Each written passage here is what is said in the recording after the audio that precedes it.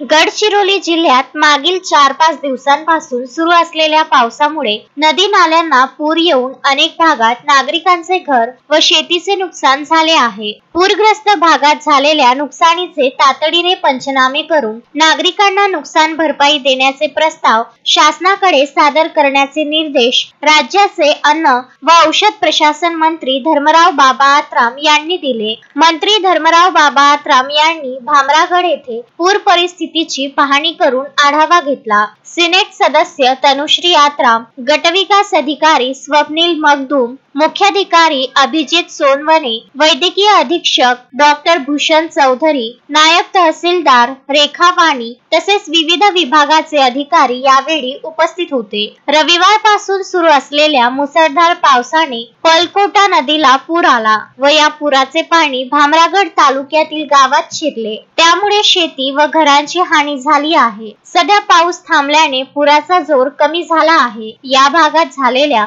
नुकसानीची पाहणी मंत्री धर्मराव बाबा आत्राम यांनी केली व नुकसानग्रस्त नागरिकांशी संवाद साधून त्यांच्या समस्या जाणून घेतल्या। राजेश खोब्रागडे, विदर्भ न्यूज, गडचिरोली।